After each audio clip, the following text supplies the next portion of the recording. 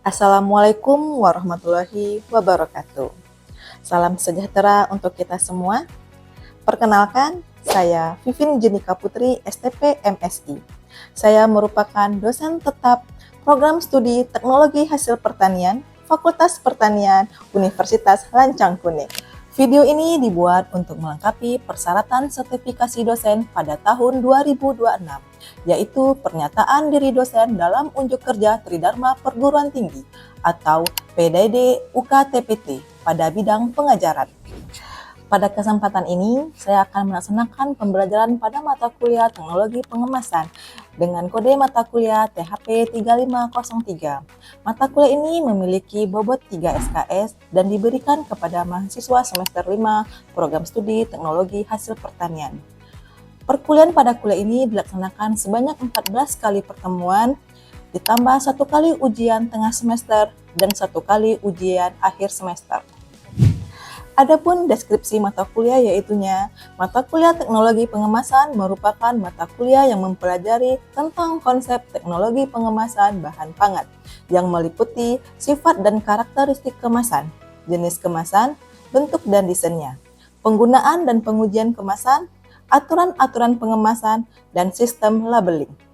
Selain itu, mata kuliah ini juga membahas mengenai teknik penyimpanan, meliputi penyimpanan biji-bijian, umbi-umbian, dan hortikultura, serta daya simpan produk pangan.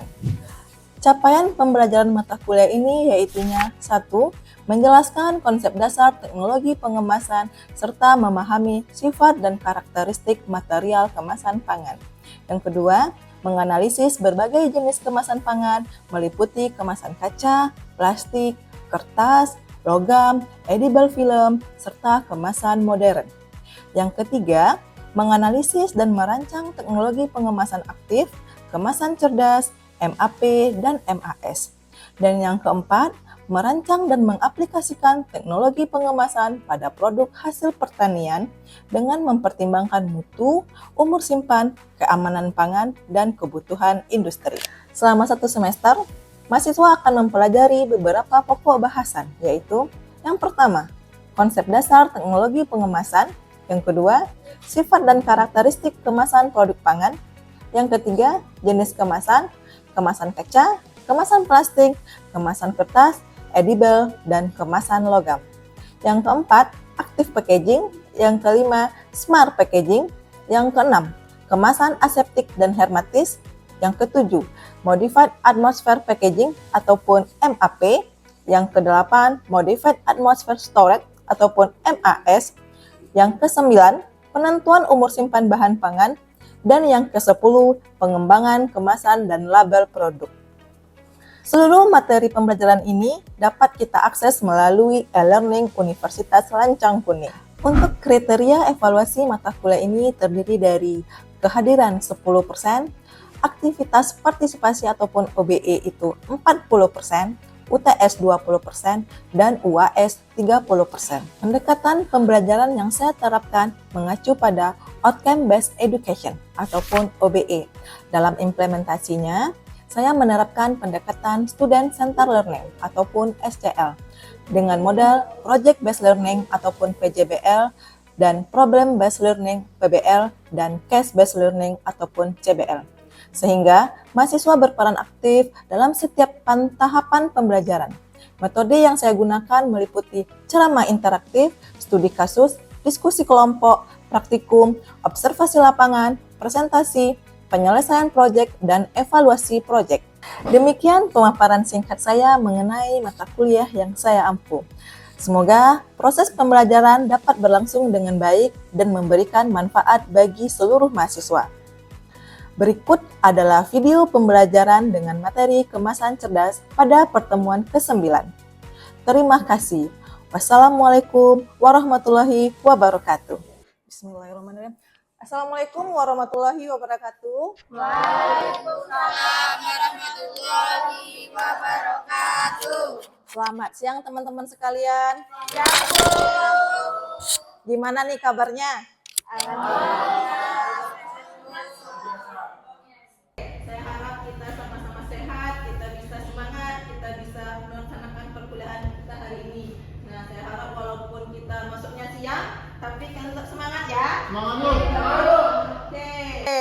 Oke, sebelum perkuliahan dimulai, silakan berdoa sesuai dengan keyakinan teman-teman sekalian. Berdoa mulai. Berdoa selesai. Oke, baiklah. Sebelum kita kuliah, seperti biasa, silakan absensi terlebih dahulu. Silakan di scan barcode-nya. Oh, goyang ya. Oke, kelihatan.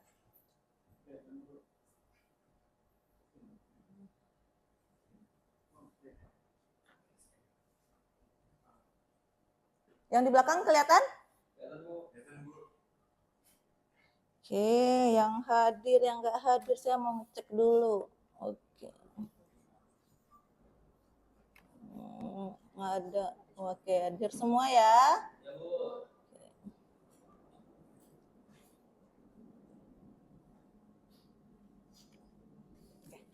Baiklah, hari ini setelah kita melakukan absensi, kalian hadir semua, berarti kalian semangat nih datang ingin tahu di mata kuliah saya. Oke, sebelum kita masuk ke perkuliahan kita, ke topik inti kita pada pertemuan ke-9 ini, saya pengen tahu nih dari teman-teman sekalian, pada minggu-minggu sebelumnya, sebelum UTS saya pernah masuk di kelas kalian, ada yang masih ingat minggu sebelumnya kita bahas tentang apa? Saya, Bu. Oke, siapa Ripka? Pada pertemuan sebelumnya kita membahas tentang kemasan tradisional dan juga kemasan modern, di mana kemasan tradisional itu menggunakan bahan alami, sedangkan kemasan modern itu menggunakan yang namanya teknologi tinggi di dalam kemasannya untuk melindungi produk pada pangan.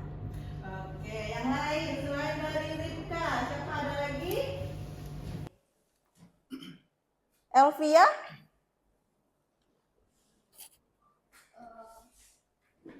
Mungkin Bu, contohnya kayak kemasan tuh ada kemasan plastik, kaca, kaleng, kertas.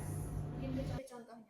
Contoh dari jenis-jenis kemasan. Jadi saya rasa dua orang ini cukup mewakili dari review minggu lalu. Jadi jenis-jenis kemasan itu ada kemasan kertas, kemasan botol, kemasan plastik. Nah itu tuh biasa kita temui di sehari-hari. Saya yakin kalau kalian belanja, kalau kalian ke supermarket, kalian sering melihat jenis-jenis kemasan. Nah, untuk saat ini, materi hari ini kita akan masuk ke teknologi kemasan modern. Nah, yaitu materinya tentang kemasan cerdas. Nah, teman-teman sekalian pernah dengar kemasan cerdas tidak? Pernah. Seperti apa itu, Ripka? Kemasan cerdas itu dia itu bisa mendeteksi keadaan si produk pangan di dalam kemasan itu, memberikan informasi kepada kita si konsumen. Oke, yang lain si Rido, kamu pernah dengar kemasan cerdas? Pernah, Bu. Apa itu? Seperti sebenarnya kayak yang di kemasan kopi itu, misalnya kalau misalnya dia dingin, warnanya mungkin biasa, terus kalau misalnya panas warnanya merah gitu. Sedangkan kita jangan perbedaan itu. Wah, applause dulu untuk kelas ini. Saya keren kelas ini. Materinya belum masuk tapi kalian sudah baca, sudah pernah lihat langsung. Waduh, keren banget ya. Oke, jadi kemasan cerdas itu adalah kemasan yang bisa memberikan informasi kepada kita. Adalah kemasan yang bisa berinteraksi dengan kita. Jadi kayak kalian nih, kalian berinteraksi. Kayak Ripka sama Rida, dia sering berinteraksi ini kan? Sering komunikasi kalian. Nah, kemasan juga bisa berkomunikasi. Nah, contohnya pada botol minum tumbler kalian, ini ada 3 warna nih. Ada pink, ada hijau, ada orange. Nah, ketika kemasan ini kita kasih satu informasi untuk dia, kita kasih tambahan bahan untuk berinteraksi dengan si air. Jika airnya panas, saya mau yang pink ini berubah jadi kuning. Bisa dengan adanya teknologi kemasan. Nah, gitu ya. Saya rasa kalian cukup paham. Oke, nah ini adalah bagaimana perbedaan antara kemasan konvensional ataupun pasif dengan smart packaging. Udah tahu bedanya kan? Antara konvensional dengan smart packaging. Yang konvensional dia hanya melindungi sebagai wadah. Sedangkan yang smart packaging dia bisa berkomunikasi, bisa berinteraksi dengan kita. Nah, ini adalah perkembangan teknologi kemasan. Nah, tadi kita masuk ke smart packaging. Jadi smart packaging itu ada dua bagian. Yang pertama itu active packaging, yang kedua intelligent packaging. Ada yang tahu bedanya antara active packaging dengan intelligent packaging? Izin bertanya Bu, Oke. apa sih Bu perbedaannya active packaging sama intelligent packaging? Ya, oke. Sama pertanyaannya, apa bedanya active packaging dengan intelligent packaging? Nah, ada yang bisa jawab tidak? Apa itu bedanya active dan intelligent packaging? Nah, ini kemasannya aktif nih. Ini kemasannya cerdas nih. Apa bedanya? Saya Bu, izin menjawab. Oke, Wirda. Kalau active packaging tuh berarti dia ada tindakan yang dilakukan si packaging tadi, bukan cuma melindungi, tapi sependek pengetahuan saya dia biasanya kalau untuk buah-buahan dia tuh menyerap si etilennya. Jadi ngelihat etilennya ini udah banyak menyebar atau belum, nanti si packaging itu masih tahu kalau ternyata buah-buahan ini udah matang karena etilennya udah banyak yang keluar gitu. Kalau yang intelligent packaging itu dia ada indikasinya, ada nampak warna-warnanya Bu. Seperti yang disebutkan Rido tadi kan, kalau pada kopi kalau dia masih dingin warnanya udah biru gitu, tapi kalau panas dia berwarna merah. Nah itu yang contoh dari intelligent packaging, ada indikatornya. Oke, jadi yang lain ada bisa bantu jawab? Apa bedanya aktif dengan intelijen? Oke, kalau nggak ada biar saya jelaskan. Jadi kalau aktif packaging itu jadi si produk, coba kalian bayangkan produk buah-buahan dalam kemasan. Nah, kalau kemasan aktif, kalian pernah lihat silika gel? Pernah lihat silika gel? Nah, silika gel itu ada pada sepatu, ada pada produk makanan. Terbayang kan? Pada roti. Nah, itu termasuk jenis kemasan aktif. Kenapa? Apa fungsinya, Bu? Bilang gitu kan. Fungsi dari si silika atau kemasan aktif ini adalah untuk menjaga mutunya. Untuk menjaga kualitas si produknya. Agar apa? Agar si produknya bisa mempertahankan umur. Oke, selanjutnya kita masuk ke intelligent packaging. Ini sudah. Kenapa intelligent ini berkomunikasi sama kita? Nah, jadi ada berbagai fitur dalam pengemasan makanan cerdas. Nah, yang pertama kita harus identifikasi frekuensi radio, indikator kematangan, indikator suhu, waktu biosensornya. Jadi harus kita perhatikan dulu bagaimana karakteristik bahan, bagaimana indikatornya, bagaimana suhu, bagaimana waktu. Jadi sebelum kita bikin si kemasan, kita harus tahu dulu titik kritisnya apa, karakteristik bahannya apa. Nah, waktukah, suhukah, atau si indikator kematangankah untuk buah-buahan. Nah, sejauh ini ada yang mau bertanya? Nggak ada. Oke, kita lanjut ke komponen utama pada kemasan cerdas. Jadi seperti yang saya jelaskan tadi, komponen utama dari kemasan cerdas itu ada yang pertama sensor, ada indikator, dan ada RFID. Nah, kalau sensor itu seperti kemasan pada daging-daging. Daging, ikan, dia kan apa namanya? Kan divakum. Kemasan segar itu kan divakum nih. Jadi ketika divakum, apa fungsi vakum pada kemasan? Mengurangi udara, oksigen. Oke, mengurangi udara. Betul, plus dulu untuk Wirda. Jadi betul, kenapa di supermarket itu daging, ikan yang di fillet itu divakum? Agar tidak adanya oksigen. Kenapa? Oksigen itu bisa menumbuhkan bakteri. Bakteri bisa merusak si produk. Nah, karena itu diperlukanlah sensor untuk mengetahui dari kemasannya rusak atau tidak.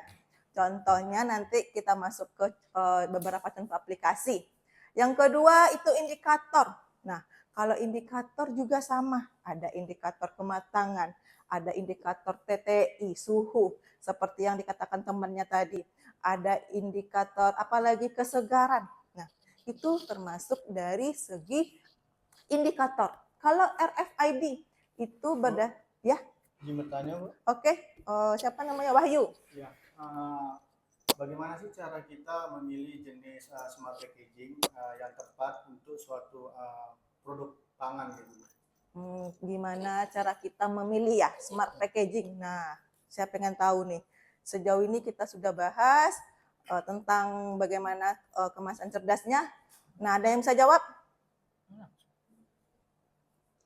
Ada yang bisa jawab tidak?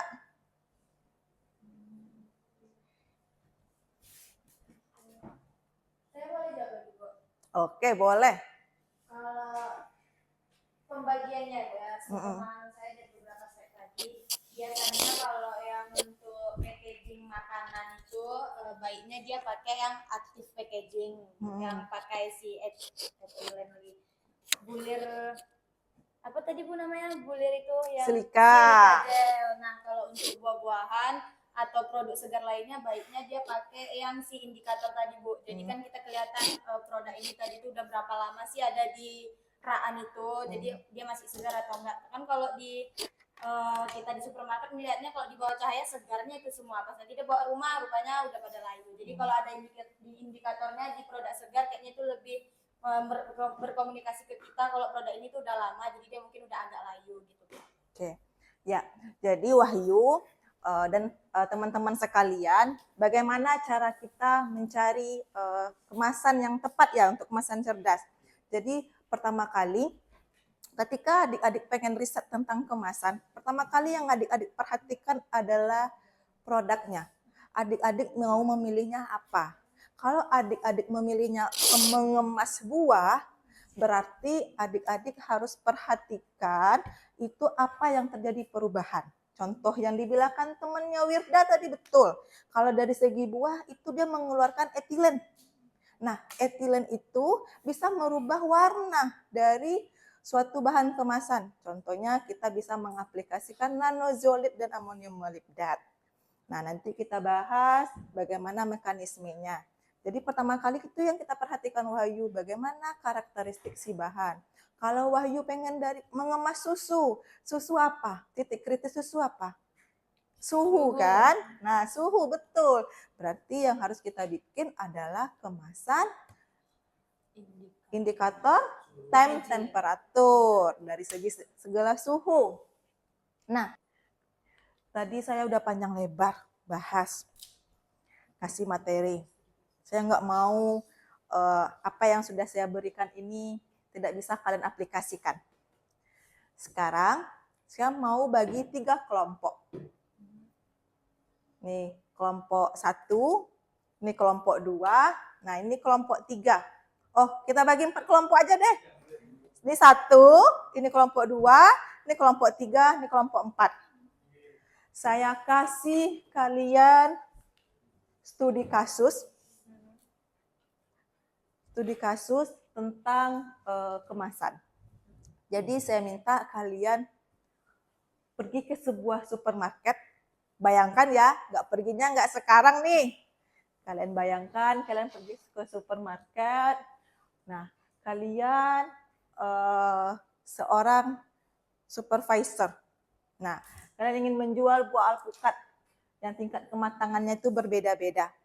Nah, pertanyaannya yang akan kalian diskusikan dengan teman kelompok kalian. Yang pertama, bagaimana cara membantu konsumen mengetahui tingkat kematangan buah tanpa membuka kemasannya. Yang kedua, kemasan apa yang lebih cocok untuk digunakan pada produk alpukat tersebut. Nah, silakan saya kasih waktu diskusi paling lama 10 menit. Silakan nanti kita presentasikan hasil diskusi siapa yang lebih baik. Oke?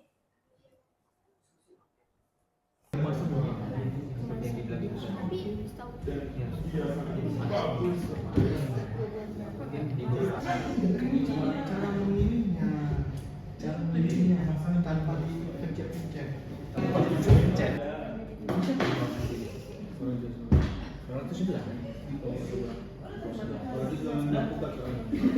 Gimana nih? Kelompok 1. Menurut kalian gimana? Kalau menurut kami itu, kalau misalnya itu dengan cara, ya kalau semakin gelap bercak-bercaknya itu mungkin makin ini. Matang dah. Iya. Oke, matang dia. Oke, nanti kita presentasikan ya. Iya. Gimana hasil diskusi kalian? Silakan diskusi lagi.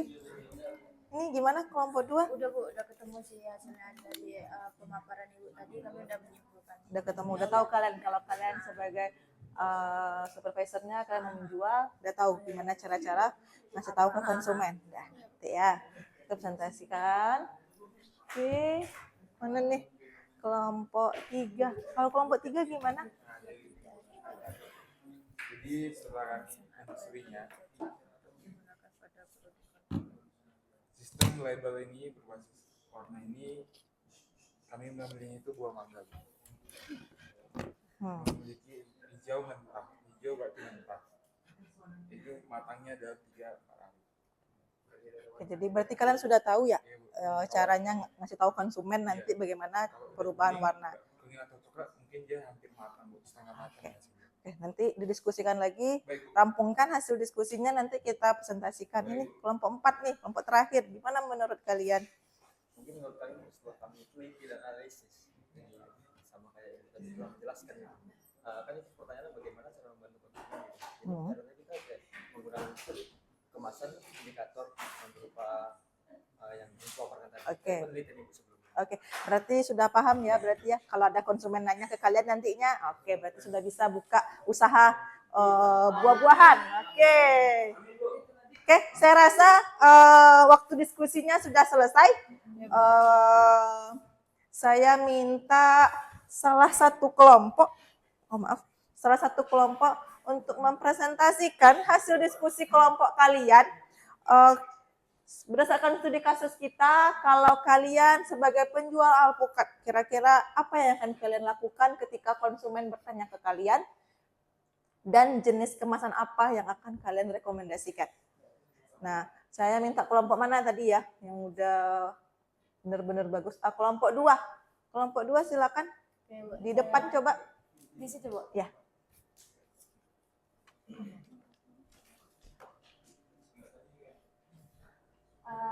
Izin menjawab terus Ibu. Lihat teman-teman ya. Oke, dari pemaparan yang Ibu jelaskan tadi, pertanyaannya kan bagaimana cara membantu konsumen mengetahui tingkat kematangan buah tanpa membuka kemasannya. Nah, kalau dari kemasan yang bukan smart packaging, kalau kemasan yang modern aja, sebelum-sebelumnya kan kita melihat dari apakah warna matangnya itu merata gitu kan Bu, yang bisa kita lihat secara visualnya aja. Karena kan kalau kemasan yang udah di wrapping itu kan dia agak susah kita mencetnya kan Bu. Apalagi kalau kita goyang-goyang kalau alpukat itu kan susah kan Bu. Jadi biasanya kita lihat dari visualnya aja warnanya pada merata atau belum. Nah, tapi dari pemaparan tadi kalau untuk smart packagingnya itu kita udah bisa menggunakan yang aktif packaging Bu, karena apalagi yang ada indikatornya. Terus yang kedua, kemasan apa yang lebih cocok untuk digunakan pada produk alpukat. Seperti yang sudah dijelaskan pada penelitian Ibu, kalau di sebelumnya kita goyang-goyang dianya, kita lihat pangkalnya udah mulai matang atau belum. Kalau sekarang mungkin karena udah ada smart packaging, kita gunakan yang ada indikatornya. Kalau dia belum hijau berarti dia belum matang, tapi kalau udah dia biru gelap berarti udah busuk. Itu sih Bu. Oke, aplaus dulu untuk kelompok 2. Oke, saya hanya pilih kelompok 2 untuk mempresentasikan, bukan berarti kelompok 1, 3, dan 4 itu tidak bagus. Tadi saya sudah masuk ke meja-meja kalian, saya sudah tanya ke kalian, kalian cukup paham terkait indikator ataupun kemasan apa yang cocok untuk buah alpukat kalau kalian nanti disuruh menjual alpukat. Jadi aplaus dulu untuk 4 kelompok. Analisis kalian cukup tajam, kalian tetap bisa menyimpulkan. Jadi untuk tugasnya studi kasus ini saya minta makalahnya lengkap, per kelompok nanti dikumpulkan di link ya. Oke, siap. Nah, sebelum kita tutup perkuliahan hari ini. Nah, saya mau ngasih kalian tugas terlebih dahulu. Nah, tugas tambahan. Selain yang tadi, saya kasih kalian tugas. Nah, tugasnya silakan kalian cari satu produk pertanian dan tentukan kemasan smart packaging apa yang cocok untuk produk tersebut. Nah, nanti tugasnya dikumpul juga di @link ya. Oke, nanti tugas ini juga akan saya kirimkan di @link kalian masing-masing. Nah, oke, sebelum kita akhiri perkuliahan hari ini, saya pengen tanya dulu ke kalian, ada nggak ya yang bisa ngerangkum semua materi saya hari ini? Ada tidak? Oke, kita minta pada Ripka. Baik, saya akan merangkum materi yang telah Ibu sampaikan pada pertemuan kali ini, di mana pada pertemuan kali ini kita telah mempelajari yang namanya kemasan cerdas, di mana kemasan cerdas itu dapat memberikan informasi terkait produk kepada konsumen atau dia bisa berinteraksi kepada kita. Di mana kemasan cerdas ini ada yang namanya menggunakan indikator kematangan pada produk seperti buah-buahan, lalu ada menggunakan TTI pada produk susu, ada menggunakan RFID untuk mengetahui stok pada pangan yang ada di supermarket, dan juga si kemasan ini juga digunakan untuk kayak ikan gitu juga Bu, selain pada produk-produk buahan, dan juga digunakan pada produk minuman kaleng juga, dia menggunakan tinta kromaterik tadi itu. Dan itu yang bisa saya simpulkan untuk materi pada pertemuan hari ini. Oke, applause dulu untuk Ripka. Oke. Satu orang lagi, mungkin bisa, ada yang bisa bantu saya untuk menyimpulkan?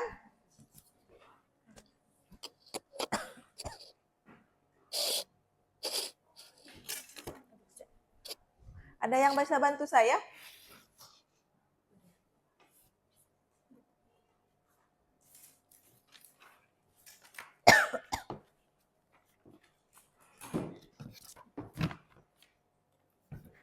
Saya Bu, Oke, Elvia, bagaimana yang sudah kamu dapatkan selama pematerian saya hari ini? yang saya dapat Bu, smart packaging ini teknologi kemasan yang bukan hanya melindungi produk, tapi dia itu sebagai komunikasi kita juga untuk melihat mutu produk tersebut. Lalu penggunaan indikator seperti yang sudah dijelaskan Rika tadi, itu membantu menjaga mutu selama penyimpanan dan juga distribusinya. Selain itu, dengan demikian smart packaging tadi itu dapat meningkatkan keamanan pangan dan memberikan kepuasan kepada konsumen. Oke, plus dulu untuk Elvia. Oke, saya rasa cukup 2 orang mewakili kesimpulan perkuliahan kita hari ini.